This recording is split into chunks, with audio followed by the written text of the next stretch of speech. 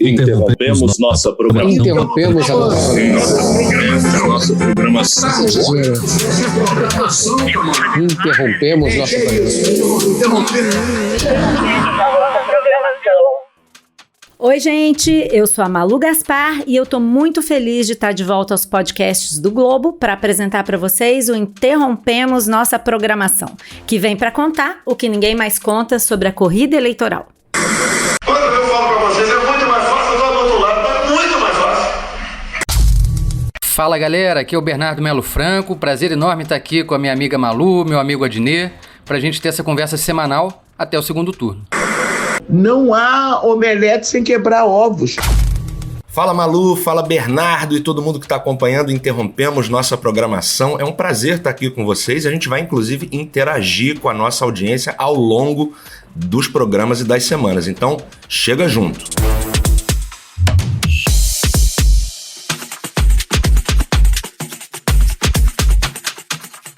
Antes da gente começar, eu queria dedicar esse primeiro programa ao grande, genial Jô Soares, que nos deixou nessa sexta-feira e que é um cara de grande importância não só para o Brasil, mas também para a política e para a conversa política, um cara que sempre esteve ao lado do humor, de mãos dadas com o humor, e também com a informação, com o jornalismo, com entrevistas históricas, e realmente que a gente celebre o Jô Soares, que nem o povo do samba faz, um gurufim, uma celebração para aquele que se vai. Então que a gente celebre o Capitão Gay e todos os grandes personagens do genial e brilhante Jô Soares. E para começar o programa, a gente vai discutir as ameaças de Jair Bolsonaro de criar um novo tumulto institucional no próximo 7 de setembro e o que essas ameaças têm a ver com o contexto eleitoral. No final de semana, o presidente disse que faria uma parada militar em Copacabana no feriado, numa clara tentativa de tentar colocar o exército no meio ou junto de um ato político que deve ser uma manifestação contra o STF, as urnas eletrônicas e tudo isso que a gente já sabe. Depois, agora nos últimos dias, numa reunião com evangélicos, Bolsonaro diz que não tem dúvidas de que pode vir a ser preso caso perca as eleições, justamente por causa do inquérito dos atos antidemocráticos que está em curso no Supremo. Bernardo, o medo do Bolsonaro de ser preso tem razão de ser? Tem bastante, Malu. Aliás, o Bolsonaro é um personagem curioso, né? Porque ele não precisa de psicanálise. Ele expõe todos esses medos, as angústias, as paranoias dele em público. E há mais de um ano, Bolsonaro está falando insistentemente sobre esse risco de ser preso. Aliás, ele sempre diz que ele não vai ser preso, né? É quase uma afirmação no espelho, né? Para ele mesmo. Bom dia, eu sou Jair Bolsonaro, hoje eu não vou ser preso. Na verdade, hoje ele não vai ser mesmo. Hoje ele não vai ser mesmo, mas tem um risco disso acontecer depois do mandato, porque ele, se for derrotado em outubro, ele vai perder a imunidade dada pela presidência da República e vai perder o foro privilegiado no Supremo. Ou seja, Bolsonaro vai poder ser processado na primeira instância da Justiça, no Rio, em São Paulo, em Brasília, onde houver uma acusação contra ele. Ele hoje tem 5 inquéritos contra si no Supremo Tribunal Federal, e muita gente esquece, mas tem 2 ações penais nas quais ele já é réu e que estão suspensas pelo artigo 86 da Constituição, que diz que o presidente da República não pode ser processado por atos anteriores ao mandato. São 2 ações por injúria e por apologia ao estupro, naquele caso das ofensas que ele fez à deputada Maria do Rosário. Grava aí que eu sou estuprador agora. Olha, jamais ia estuprar você que você não merece. Os crimes de responsabilidade que o Bolsonaro vem cometendo quase diariamente, eles se esgotam quando terminar o mandato. Quer dizer, não tem mais motivo para fazer impeachment de quem não é mais presidente. Mas os crimes comuns, esses sim, podem levar à abertura de processos, apresentação de denúncias. E aí, fora da presidência, Bolsonaro também não vai ter mais o Augusto Aras para defendê-lo. Ou seja, ele pode sim ser processado. E acho que o Bolsonaro olha no retrovisor e vê que dos últimos 3 presidentes, 2 foram presos depois que deixaram o mandato. Aconteceu com Lula, na Lava Jato de Curitiba, e aconteceu com Michel Temer, na Lava Jato do Rio. Aliás, o Temer ele não ficou nem 100 dias solto depois de sair da presidência. Ele foi preso em março de 2019. Então, tem um pouco aquela coisa do eu sou você amanhã. E para completar, o Bolsonaro tem falado muito no caso da ex-presidente da Bolívia, Jeanine Áñez, que foi quem assumiu o poder depois daquele golpe que derrubou o ex-presidente Evo Morales. E não sei se vocês se lembram, mas a Jeanine Áñez foi presa numa situação assim bem vexatória. A polícia entrou na casa dela, não estava encontrando, de repente abriram uma cama box e estava lá a ex-presidente escondida. Então eu fico pensando assim, se o Bolsonaro não imagina essa cena, né? Janeiro de 2023, perdeu a eleição, a Polícia Federal entra no Vivendas da Barra, entra na casa dele, encontra lá na sala a Michelle orando, no quarto o Carluxo jogando videogame, e de repente está o Bolsonaro ali dentro da cama, embaixo da mesa. Já pensou, Adnet? Isso daí me lembra, essa história da Jeanine aí dentro da cama, me lembra o Queiroz encostado naquele colchão lá em Atibaia, tá ok? Não me traz boas Vai ver que já era um ensaio, né? Já era pegando o know-how, né? Pegando know-how, e assim, né, mano? se aconteceu com o Temer, gente, se aconteceu com o Temer, né? O cara que costurou o grande acordo nacional, com o Supremo, com tudo. Imagina se não pode acontecer com o Bolsonaro. Quer dizer, todo esse poder que ele tem hoje, perdendo a eleição, acaba no dia seguinte. Eu acho que isso que está levando as pessoas a se perguntarem tanto se vai ter golpe, não vai ter golpe. Por um tempo se parou de falar nisso, porque ele estava mais ou menos calminho, mas nas últimas semanas, com os dados das pesquisas, eu acho que a carta pela democracia, tanto a carta essa do Largo São Francisco, da Faculdade de Direito, que está com mais de 700 mil adesões, como também agora ultimamente a da Fiesp, que foi endossada por empresários, tudo está dando para ele uma sensação de que o jogo de poder está mudando, né? Não só as esquerdas, que normalmente combatem mesmo o Bolsonaro, como também o poder econômico está se virando contra ele, né? E aí o pessoal pensa, bom, se ele está com medo de perder a eleição, de ser preso, é mais possível que ele faça um golpe. E aí a pergunta, vai ter golpe, voltou a fazer parte dessas conversas em Brasília, na mesa do bar e tudo. Para mim, pelo menos, é assim, Adnet, as pessoas me encontram, sabem que eu sou jornalista e fazem duas perguntas, né? Quem vai ganhar a eleição? É a primeira pergunta, que a gente não tem como responder. E a segunda é, vai ter golpe? É assim com você também? O que você responde quando te perguntam uma coisa dessas? Olha, pouca gente sabe que eu sou jornalista, então esse meu lado tá mais escondido, fica em segundo plano, assim. Muito mais famoso que nós, pô. Mas falam quem vai ganhar a eleição, falam um dos dois. E logo, provavelmente no primeiro turno, hein? Um dos dois é ótimo. Se vai ter golpe, eu acho que não vai ter golpe, não. Não um golpe tradicional, com enfim, sabe, cavalinhos e espadas na Praça da República e independência ou mal, não vai ter golpe, não. Não vai ter golpe, não dessa maneira. Acho que o Bolsonaro tirou muita onda, ficou com muita marra, e aí ele virou um grande telhado de vidro, né? Ele que estava se achando um cara protegido, que ia levar o Brasil com facilidade, muito popular, e ele foi perdendo os apoios rapidamente. Sai Joyce, sai Dória, sai Frota, Bebiano, a Fiesp, todo mundo desembarcando, saindo fora. Quem estava em cima do muro, loucura, já saiu de cima do muro também, já deixou para lá o Bolsonaro. Então ele perdeu muito, ele desidratou muito. E aí agora eu acho o seguinte, ele não tem a força para dar um golpe, para amarrar todas as instituições do país e dar um golpe de fato, cancelando as eleições. Mas ele adoraria, eu tenho certeza que ele adoraria, e acho que ele vai tentar alguma coisa para bagunçar. Tudo que bagunce, tudo que possa causar um adiamento de eleição, quem sabe, ou um questionamento do resultado, quem sabe para ele vai ser muito interessante, porque uma coisa que a gente sabe que o Bolsonaro não faz é reconhecer uma derrota, né? Ou pedir perdão, ou capitular, nada disso. Então ele, se perder, e no cenário atual parece que vai perder, mas pode ser que não perca, ele vai sair batendo o pé, vai sair fazendo birra. Então acho que golpe não, mas bagunça sim, pode ser. Esse eu acho que é o cenário hoje mais provável, né, gente? Que é o cenário da arruaça. Quer dizer, o Bolsonaro tentar incendiar o país para dentro dessa confusão ele de repente conseguir tirar uma carta da manga. Baixar um estado de sítio, um estado de emergência, quer dizer, adiar a eleição. Imagina, bolsonaristas invadem 200 sessões pelo país, quebram as urnas. Aí tem que adiar a eleição. Quer dizer, eu acho que ele conta muito mais com essa carta do tumulto do que propriamente com um golpe de Estado tradicional tipo 64. Até porque, e eu acho que isso é o que está mais pegando para ele nessa semana, essa carta da Fiesp, ela sinaliza um desembarque de grande parte da elite financeira, da elite econômica do país, que apoiou o Bolsonaro entusiasticamente em 2018.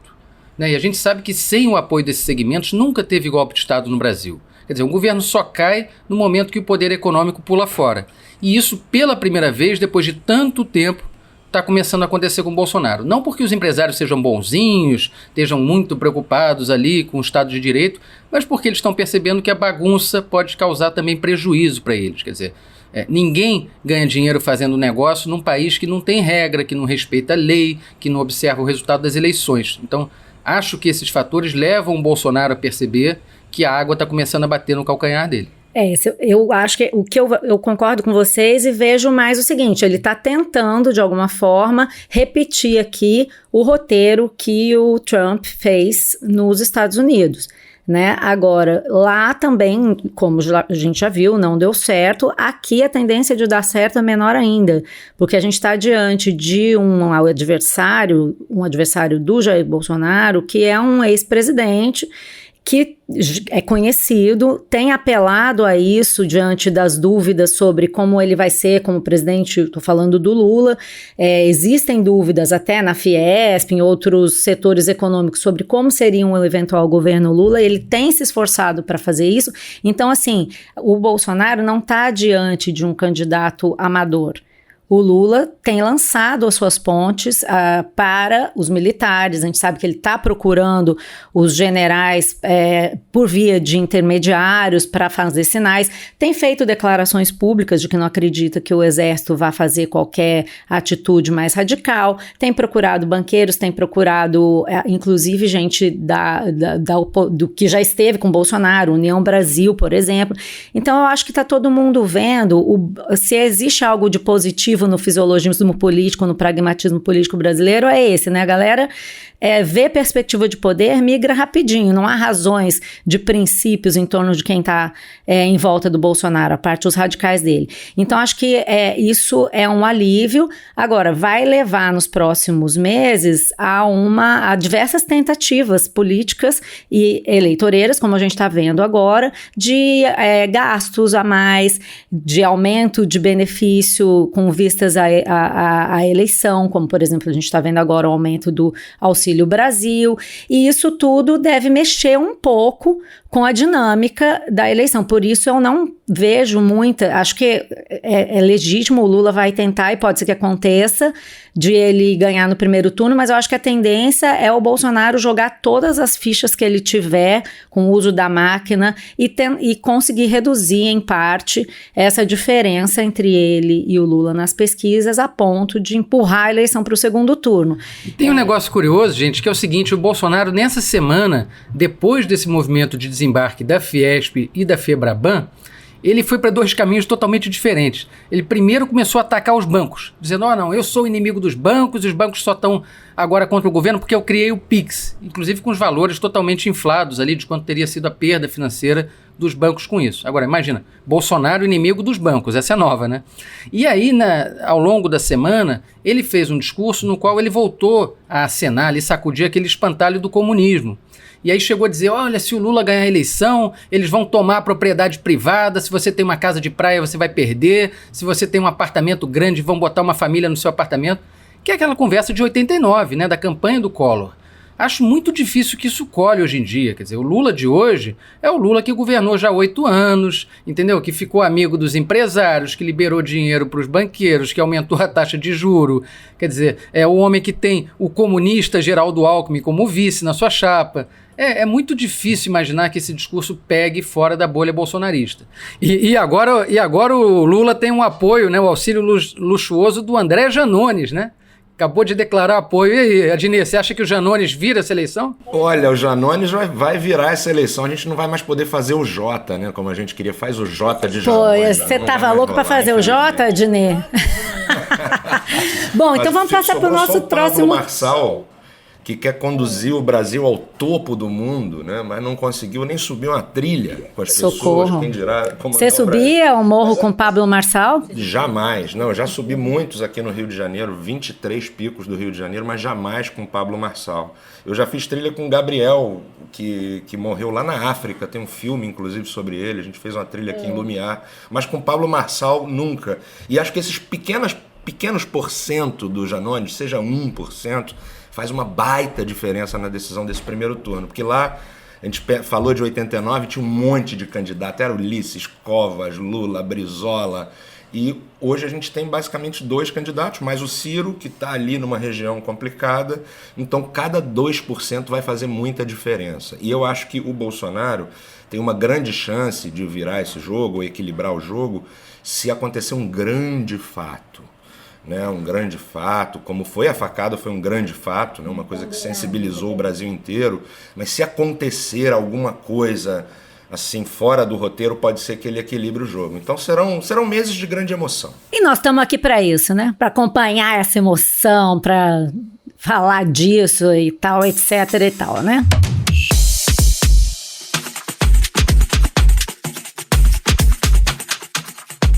Numa semana que devia ter sido só de boas notícias para o Lula, com apoio do André Janones, do grande PROS e de setores do MDB a ele já no primeiro turno, o PT e o PSB se engalfinharam no Rio de Janeiro, causando alarme na esquerda em vários estados do Brasil.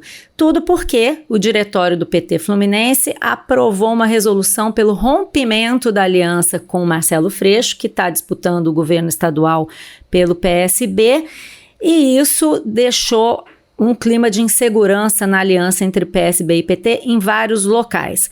Essa decisão do PT do Rio foi uma reação ao fato de que o deputado federal Alessandro Molon, do PSB, se recusa a desistir da sua candidatura ao Senado em favor do petista André Ceciliano. O PT acusa o Molon de quebrar um acordo feito lá atrás, enquanto os outros partidos da esquerda aqui no Rio acusam o PT, de sustentar um candidato, que é o Ceciliano, que na verdade é aliado do governador bolsonarista Cláudio Castro, aqui no Rio, que disputa a eleição. Bom, a briga já ia começando a se espalhar por outros estados, com o PT em Pernambuco usando esse caso como pretexto para também ameaçar o PSB lá.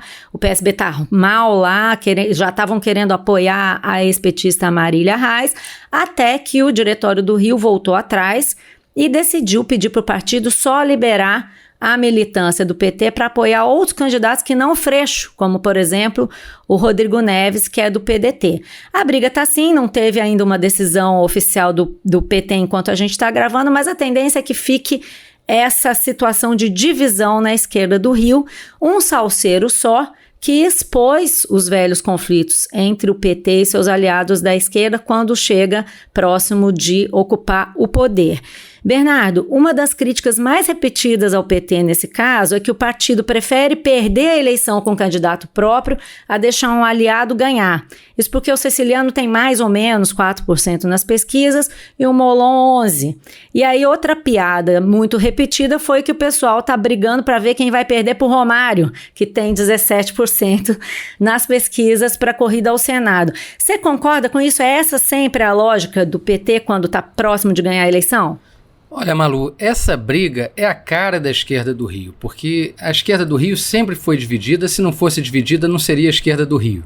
Quem acompanha a eleição sabe que é assim desde os anos 80, né, na época das brigas do PT com o PDT do Brizola, depois cresceu o PSOL no Rio de Janeiro, inclusive com o próprio Marcelo Freixo, e o PT várias vezes se recusou a apoiá-lo em eleições para a Prefeitura do Rio, e agora essa questão se repete mais uma vez aí entre o PT e o PSB. É importante dizer que o PT do Rio, ele sempre foi um saco de gatos. o Antony Garotinho dizia muita besteira, mas uma coisa verdadeira que ele falou foi que o PT do Rio era o partido da boquinha, porque ele várias vezes abria mão de lançar candidato, de ter uma posição mais proativa para pegar uns carguinhos ali na máquina da prefeitura, na máquina do governo do estado. Para apoiar o próprio Garotinho também, já, né? Por isso que ele chamou, né? De partido exatamente. Da boquinha, porque o PT é verdade o governo também, dele. Só uma observação, Bernardo. Boquinha não. Benedita da Silva. Não sou Boquinha, sou Benedita da Silva, fundadora do Partido dos Trabalhadores, e acompanhei toda essa articulação. Ninguém está desautorizando o Lula, pelo contrário, quem não está cumprindo o acordo é o PSB. O presidente nacional do PSB ouviu e conversou com Lula e Lula disse: o meu candidato é André Siciliano, no Rio de Janeiro. E assim, é verdade também que o PT nacional tem uma culpa grande nesse cartório, porque o PT, que é um partido muito paulista, criado no ABC, depois fundado ali no Colégio Sion, em Higienópolis, o PT sempre tratou o Rio de Janeiro, o PT do Rio, como moeda de troca nas negociações nacionais. Então o Lula impôs o apoio ao Garotinho em 98, impôs o apoio ao Sérgio Cabral em 2010 e 2006. Quer dizer, teve um discurso famoso no Rio de Janeiro em que o Lula disse que era uma obrigação moral e ética dos eleitores do Rio votarem no Sérgio Cabral. Então é complicado, é um histórico complicado. Com isso o PT foi se desfazendo de figuras históricas, como o Vladimir Palmeira, que foi o grande líder das passeatas de 68, depois o próprio Marcelo Freixo deixou o PT, o próprio Alessandro Molon deixou o PT. Então a gente está falando de personagens do PSB, mas que têm DNA petista, começaram no PT e saíram de lá ou por falta de espaço ou porque, enfim, discordavam das coisas que vinham sendo feitas dentro do partido.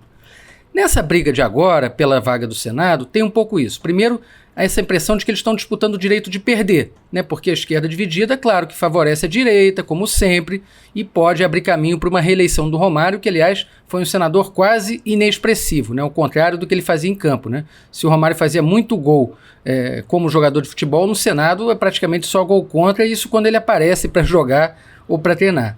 Agora, também é verdade que há um pouco de teatro nessa briga da última semana que a gente assistiu. Quer dizer, os personagens do PT que ameaçaram retirar o apoio ao Freixo, na verdade nunca apoiaram Freixo para valer. O Washington Quaquá, que só pelo nome já demonstra a piada que é o grande PT do Rio, a grande piada que é o PT do Rio, ele ameaçou retirar o apoio ao Freixo, mas ele nunca tinha apoiado o Freixo. Ele já tinha feito um encontro junto com o Rodrigo Neves, que é o candidato do PDT. Ele já tinha defendido publicamente uma aliança com o Eduardo Paes, também que apoia um outro candidato. Então, na verdade, isso tudo foi uma grande mise-en-scène, né? Um grande teatro para justificar o que o PT do Rio já queria fazer, que era deixar o Freixo na mão. Essa operação acabou sendo desarmada, essa bomba acabou sendo desarmada essa semana, porque o Lula impôs o apoio ao Freixo. Isso por duas razões. Primeiro, porque ele já tinha vindo ao Rio, na Cinelândia, e dito publicamente que o candidato dele ao governo era o Freixo. Então ficaria muito ruim para ele agora ensaiar um retorno, enfim, um recuo. Ele não tinha muito por onde sair. E o segundo ponto, que as pessoas próximas ao Lula repetem muito, é que o Freixo foi muito leal no momento da prisão do Lula. Quando muitos aliados viraram as costas, alguns deixaram o PT, fingiram que não conheciam o ex-presidente, o Freixo esteve lá, foi visitar na cadeia, enfim. Nesse momento o Lula está pagando uma certa dívida de gratidão aí com alguns personagens pelo Brasil, o Freixo é um deles. Só tem uma questão que eu acho que torna essa briga mais relevante do que apenas uma questão paroquial, que é o seguinte: você está falando de uma eleição no terceiro maior colégio eleitoral do Brasil, que é o berço do bolsonarismo, onde desde o começo da formação das chapas, o Lula sempre disse, pelo que eu ouço das pessoas que conversaram com ele nesse período, que era fundamental derrotar o bolsonarismo. Havia uma importância estratégica em derrotar o bolsonarismo no Estado. Concordo com você que o Quaquá e todo esse PT fluminense, esse ramo do PT fluminense, nunca pensaram de fato em apoiar o Freixo. Só que o que esses caras estavam fazendo até agora? O Quaquá, inclusive, chegou a expressar isso publicamente. Uma chapa Castro-Lula, que seria acreditar que um governador bolsonarista, que inclusive do partido do presidente Jair Bolsonaro, vai fazer uma espécie de jogo duplo para que o seu eleitor vote no Lula. E eu acho que isso confunde, porque aí você mantém essa situação de irrelevância do PT no Estado, de a esquerda estar totalmente desarticulada, né? Esse pessoal agora vai pular no palanque do Rodrigo Neves, que é do PDT, e vai começar a minar a candidatura do Freixo, o que evidentemente prejudica uma campanha nacional do Lula. Eu acho que há uma certa confiança de que o pessoal vai votar no Lula independentemente de quem seja o candidato ao governo do Estado. Mas vamos supor que o Lula ganhe. O que significa ter o bolsonarismo forte no Rio de Janeiro? Tudo bem, o Cláudio Castro pode fazer uma aliança com o Lula, mas e os deputados, e os senadores? Se havia uma pretensão de enfraquecer o bolsonarismo no Rio, essa pretensão está ficando mais deixada de lado em nome do pragmatismo, né? E só para deixar claro do que a gente está falando, o André Ceciliano, que é esse candidato ao Senado, tem uma aliança antiga com o Cláudio Castro, desde o impeachment do Witzel, né, que foi acusado de desviar recursos da saúde durante a pandemia. O Cláudio Castro era acusado pelo mesmo esquema, inclusive com a divulgação de um famoso vídeo dele saindo de um escritório com uma mochilinha que estaria cheia de dinheiro de propina da saúde. O que aconteceu? O Witzel caiu num processo comandado pelo Ceciliano e o Cláudio Castro ficou. E hoje o Ceciliano não só manifesta apoio a ele, joga junto com ele no Estado, tem cargos no governo, como durante a campanha evita falar mal dele, vai até a eventos do aniversário, prestigia o Cláudio Castro e não prestigia o Freixo. E tem, inclusive, o nosso pobre ouvinte que ouve falar da política do Rio pensa, meu Deus do céu, que rolo é esse? Mas o Ceciliano tem aliança até com a Daniele Cunha, que é filha do Eduardo Cunha, em algumas cidades, que é candidata a deputada federal aqui no Rio pelo União Brasil. Ou seja, gente, assim, há uma dificuldade muito grande da esquerda local de aceitar essa candidatura por essas razões que eu estou falando, mas a direção nacional do PT decidiu fingir que não está vendo tudo isso, deixa tudo quieto, vamos cobrar o cumprimento desse acordo com o Molon. O Molon diz que não tem acordo, o PT diz que tem acordo, acho que isso só eles mesmos vão poder dizer, mas o fato é que isso expõe as contradições que existem nessa tentativa de formar chapas competitivas. E vai extravasar para fora do Rio, inclusive, né? Você tem uma situação em, por exemplo, essa coisa do aspecto nacional da briga, né? Alianças com nomes do agro no Mato Grosso, alianças, nomes do agro mal vistos, né? Tem nomes do agro que são aceitos pela esquerda, mas mal vistos pelos ambientalistas no Mato Grosso.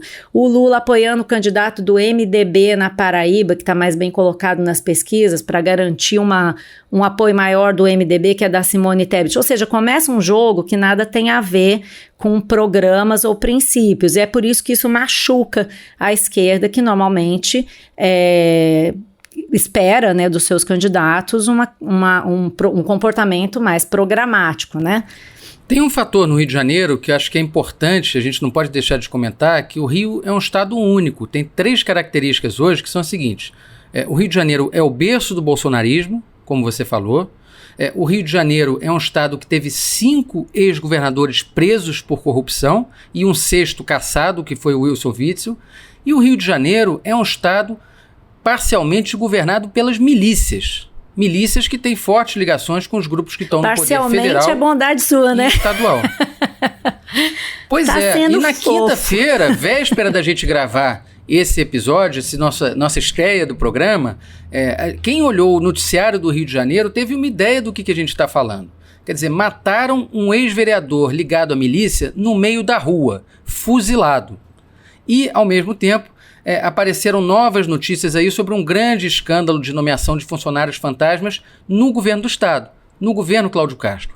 Então, acho que essas características do Rio e esse estado assim de apodrecimento da política fluminense, que já vem de muito tempo, é o que torna mais angustiante essa situação para muita gente que é eleitora da esquerda, que estava esperando uma mudança e que de repente fica assustada aí com eventuais candidatos com um jogo duplo ali, com uma aproximação com o Cláudio Castro, com o próprio bolsonarismo. Quer dizer, o Marcelo Freixo, ele claramente tem um discurso de ruptura com essa antiga elite política do Rio. E o Alessandro Molon também, só que parece que ele não está tendo o apoio que ele esperava. Isso me lembra muito, Malu, aquela música do Chico Buarque.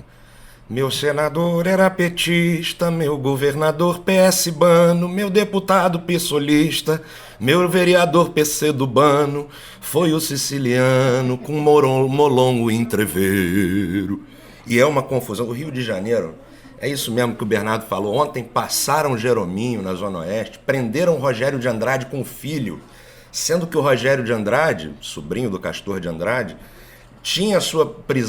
teve sua prisão revogada 2 vezes pelo ministro Nunes Marques, aliado do Jair Bolsonaro, né?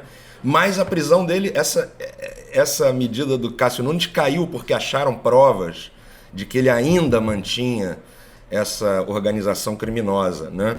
Então o Rio de Janeiro estava pagando perseguido pra polícia, né? Perseguido, Rogério Andrade, perseguido, coitado. Não fala assim. Nas anotações que foram citadas pelo juiz na ordem de prisão, tinha lá, as delegacias tal e tal estão cobrando a merenda. Pois é, merenda. Não é só criança não, tá, Bernardo, que toma merenda, tá? Não sei se você sabe. E o Rio de Janeiro é um lugar muito louco, onde o PT e o PSDB, que tiveram aí polarizando a política há muito tempo, sempre foram muito fracos aqui no Rio de Janeiro. Né, você teve aí o PMDB tomando conta, depois a bancada evangélica. O Quaquá, que agora é aliado do Eduardo Paes, é o cara da ligação do Eduardo Paes pro Lula. Quando o Eduardo Paes fala, porra, Maricá, aquilo lá é uma merda! Sou uma alma de pobre. Todo mundo que fala aqui no Rio, eu falo o seguinte, imagina se fosse aqui no Rio, esse sítio dele, não é em Petrópolis, não é em Itaipava, é como se fosse em Maricá. É uma merda de lugar. Maricá, o prefeito era o Quaquá, então você vê, uma relação que tinha tudo para terminar em embate, termina numa aliança. Tem uma outra coisa também, o Marcelo Freixo é visto por boa parte dos prefeitos no interior e também na Baixada como uma pessoa que não agrega, isso nada a ver com milícia, nada disso, é visto como um candidato com cara de Zona Sul e que não tem muito apelo para o eleitor mais popular. Então eles acham que fica difícil fazer campanha com o Freixo, o cara que só quer ser eleito deputado, que não tá nem aí para quem vai ser o presidente, ele acha mais fácil circular por aí com o Rodrigo Neves, que é assim, sei lá o quê, né, um ex-prefeito tal, do que com o Freixo, que tem esse discurso anti-milícias, que é um cara mais visto como da elite intelectual do Rio, isso pesa contra ele, sabe? Eu acho que isso também vai jogar contra ele aqui na eleição local. Que é um negócio muito doido, né, Malu? É um negócio muito doido porque o Freixo, ele nasceu em São Gonçalo, de uma família pobre, o pai dele era analfabeto, ele conta que o pai só sabia assinar o próprio nome. Então, é claro, ele foi abraçado por essa elite da Zona Sul, pelos artistas, né? Virou o candidato dos músicos, da MPB, mas isso é uma coisa recente, não condiz tanto com a história de vida do Freixo, né? Diferentemente, por exemplo, do Sérgio Cabral, que é um cara que de fato cresceu aqui no berço da Zona Sul do Rio, né? O pai era do Pasquim, amigo de todo mundo e tal. A história do Freixo é um pouco diferente, mas ele ficou mesmo com essa pecha. Fora o outro problema que era a militância dele por muitos anos no PSOL, que é um partido que foi demonizado pela direita no Rio de Janeiro, especialmente por pastores evangélicos que são muito influentes com o eleitorado. Então, em toda a campanha que o Freixo disputava no Rio, vinham esses temas contra ele. Aborto, vai legalizar maconha, vai botar droga na merenda das crianças. Ele sempre encarou muito essa questão das fake news, inclusive foi o que conduziu à vitória do Crivella, bispo da Universal, numa eleição para a Prefeitura do Rio. Agora só, o Freixo tem essa coisa, você entra num táxi aqui no Rio de Janeiro, você vê o que falam do Freixo, né? Ele vai obrigar as crianças a usar o mesmo banheiro na escola, tem toda uma... Ele vai liberar as drogas pesadas, tem sempre esse papo. E só fazendo uma justiça também ao Marcelo Freixo, é o seguinte, no Rio de Janeiro, quando a gente fala assim, por que o cara não faz campanha na Zona Oeste? Pô, por que o cara não vai na Baixada fazer campanha? Meu amigo, porque a milícia te metralha. Então você não pode sair entrando nos bairros e nos lugares abandonados pelo Estado dessa maneira. Então por isso as pessoas às vezes não entendem que a milícia é muito importante para a eleição também. Porque os caras mandam nas pessoas de uma forma policialesca, controlam a vida das pessoas. Então um candidato não pode sair entrando em qualquer lugar. Daí essa dificuldade também de penetrar nos rincões do Rio de Janeiro. O papo tá bom, mas a gente vai ter que terminar porque o tempo acabou. Até para interromper, a gente tem que ter noção. E o Adnet, eu queria saber, você preparou alguma coisa aí pra gente sobre esses temas que a gente discutiu? Sim, Malu, Bernardo, ouvintes, eu tava pensando nessa angústia do Bolsonaro, essa coisa dele antever que ele vai ser preso, né, de alguma forma, e pensei naquela canção do Fagner, que já foi apoiador do Bolsonaro, parece hoje não é mais, também é um dos muitos que desembarcaram. E se o Bolsonaro fosse preso, como seria? Quem dera ser um preso, que aí eu nunca mais vou trabalhar, com o Rogério de Andrade e os meus filhos conversar, saciar essa loucura, golpista em mim preso, comer farofa atrás das grades caminhar, tá ok? Banho de sol, só os homens sem fraquejar, passar a noite em claro, com o Hélio, enfim, desculpa aí, Michele, é que eu sou imprendível, imatável e intrabalhável, tá ok? Tá ok, Bolsonaro, tá ok. Este foi o Interrompemos Nossa Programação. A gente vai ao ar toda sexta-tarde nas principais plataformas digitais e no site do Globo, mas para não perder nenhum episódio, é mais garantido você seguir e favoritar a gente na Amazon, no Spotify, no iTunes, na Deezer, no Google Podcasts, no YouTube ou no Castbox. A produção executiva desse episódio foi do André Miranda, a direção foi da Luciana Amalini, a edição do Hugo Araújo e o desenho de som do João Guilherme Lacerda. Eu sou a Malu Gaspar e aqui eu me despeço dos meus queridos Bernardo Melo Franco. Tchau, Bernardo. Tchau, até a semana que vem. E Marcelo Adnet. Tchau, Adnet. Tchau, Malu, Bernardo, todo mundo que tá ouvindo a gente. Não se esqueçam de interagir. Até semana que vem.